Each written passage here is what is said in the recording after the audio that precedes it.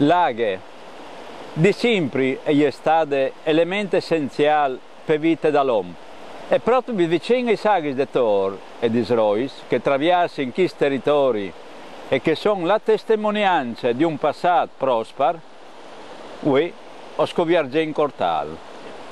Occhiali laghi che passa e che va io, che scorre plank, senza fermarsi mai, proprio come il tempo che accompagna le vicende della vita e che passano anche questo, senza fermarsi mai. La Santa Riquars, immagini, musica, lux e che animano il mio grande amore per mettiare.